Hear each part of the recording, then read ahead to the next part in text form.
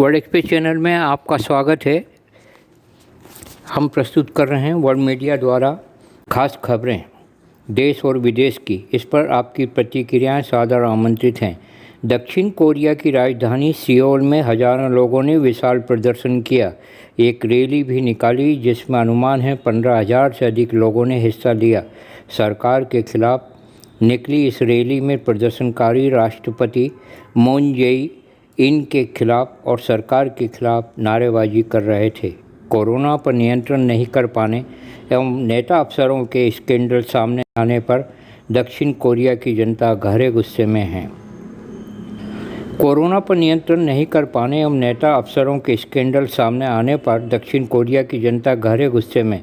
सूत्र बताते हैं इस रैली को सफल बनाने की अपील सारंग झील चर्च के पादरी जून क्वांग हेंग ने की थी। स्मरण रहे पिछले दिनों यहां कोरोना के 146 मामले सामने आए। इसमें 107 इस चर्च से जुड़े हुए हैं। वर्ल्ड मीडिया की खबर है देश में 1518 कोरोना संक्रमित पाए गए हैं। अब तक 305 लोग कोरोना से मौत के मुंह में समा चुके हैं। अमेरिका में डेमोक्रेटिक पार्टी से राष्ट्रपति पद के उम्मीदवार जो बाइडेन के भारत भक्ति से भरे भाषण काफ़ी पसंद किए जा रहे हैं। अमेरिका में 13 लाख भारतीय प्रवासी मतदाता हैं। वर्ल्ड मीडिया को पता चला है बाइडेन की लोकप्रियता का ग्राफ तेज़ी से अमेरिका में बढ़ रहा है। उन्होंने अपने एक उद्बोधन में काफ़ी मजबूती के साथ कहा यदि वह अमेरिका में राष्ट्रपति चुनाव जीत जाते हैं तो उनका प्रशासन भारत के सामने मौजूद खतरों से निपटने में उनके साथ खड़ा रहेगा। भारत और अमेरिका के मैत्री संबंध और भी मजबूत बनाए जाएंगे। भारत के स्वतंत्रता दिवस पर भारतीय अमेरिकी समुदाय से उन्होंने कहा मैं 15 साल पहले भारत के साथ ऐतिहासिक असैन्य परमाणु समझौते को मंजूरी देने के प्रयासों का नेतृत्व कर रहा हूं। आपने कमला हैरिस का जिक्र करते हुए कहा हमारी इस मुहिम में वे आगे हैं। अमेरिका के इतिहास में वे पहली भारतीय अमेरिकी उपराष्ट्रपति होंगी। डेमोक्रेट्स के पॉलिसी स्टेटमेंट में पाक की तरफ इशारा करते हुए कहा गया है कि किसी भी तरह सीमा पार आतंकी हरकतें भारत के साथ होने वाली बर्दाश्त नहीं की जाएंगी। वर्तमान राष्ट्रपति डोनाल्ड ट्रंप के बयानों को हल्के में लिया जा रहा है। वे बाइडेन कमला हैरिस पर कुछ तो भी टिप्पणियां कर रहे हैं। स्कॉटलैंड में एक यात्री रेलगाड़ी पटरी से उतर गई। चालक समेत 3 लोगों की मृत्यु हो गई, 6 लोग घायल हुए हैं। स्कॉटलैंड सरकार के मुख्यमंत्री निकोला स्टर्जन ने इस घटना को काफ़ी गंभीर बताया है। किम टोक हुम को उत्तर कोरिया का नया प्रधानमंत्री नियुक्त किया गया है। उनकी नियुक्ति किम जे रियोंग ने की है। नेपाल के सिंधुपाल्चोक जिले में भूस्खलन के बाद 37 लोग एकाएक लापता हो गए हैं। 10 लोगों को बचाया जा सका है। जुगल ग्रामीण नगर पालिका में भूस्खलन से 30 घर दब गए हैं। राहत कार्य जारी है। इजराइल और संयुक्त अरब अमीरात यूएई के मध्य करार को लेकर ईरान और तुर्की सहित अन्य मुस्लिम राष्ट्रों में तनाव जारी है। ईरान के विदेश मंत्रालय ने अमेरिका को दलाल बताते हुए कहा है यूएई के माध्यम से फ़िलिस्तीन और सभी मुस्लिमों पर खंजर घोंपा गया है। तुर्की ने कहा है मध्य पूर्व के लोग अपने साथ हुए इस कपट को कभी भी नहीं भूलेंगे। यूएई ने जो धोखेबाजी की है उसे कभी भी वो माफ़ नहीं करेंगे। जर्मनी चीन ने इस समझौते का समर्थन किया है।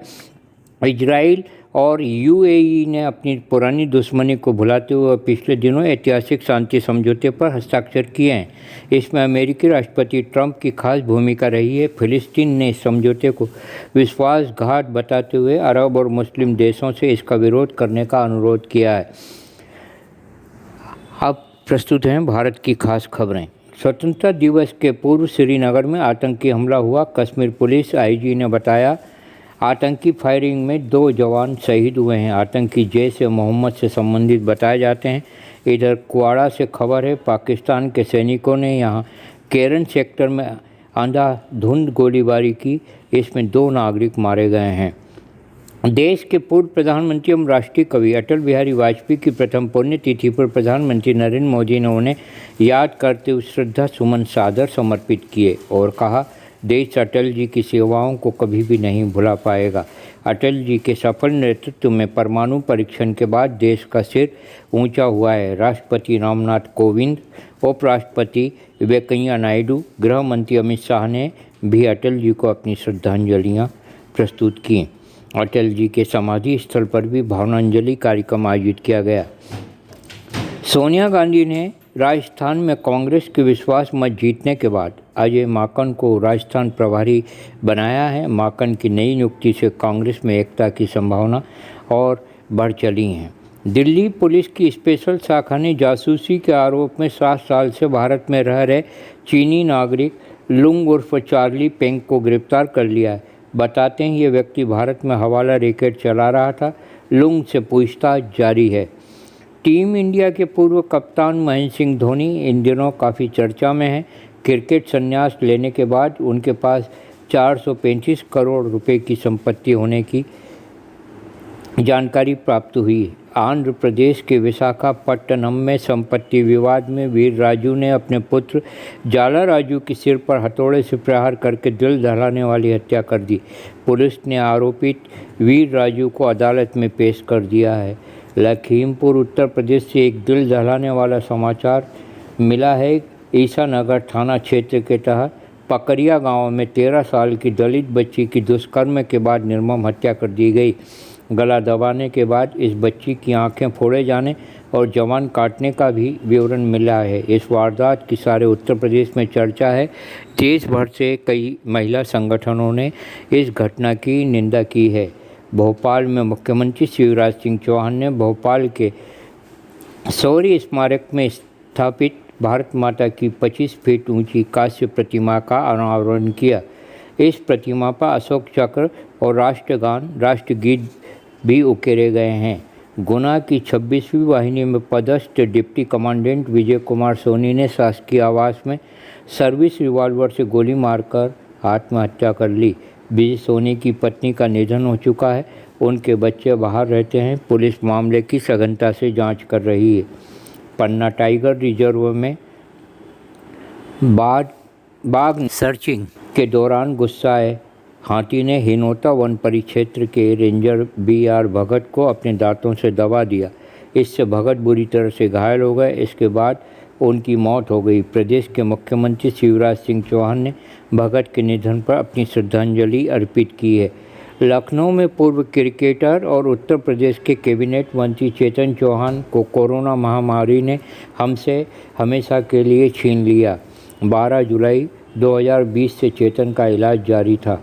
प्रसिद्ध समाजसेवी उद्योगपति चतुर्भुज खेमका का दुखद निधन हो गया। चतुर्भुज जी पेंसाल ग्रुप के फाउंडर चेयरमैन थे। पूर्व राष्ट्रपति डॉक्टर शंकर दयाल शर्मा की धर्मपत्नी विमला शर्मा का नई दिल्ली के लोधी रोड स्थित मुक्तिधाम पर अंतिम संस्कार किया गया। कई गणमान्य नागरिक इस अवसर पर उपस्थित थे।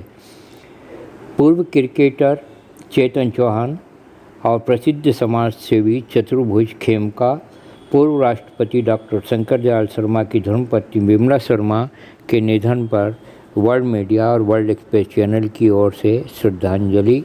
बताइए ये देश विदेश की खबरें आपको कैसी लगी। धन्यवाद।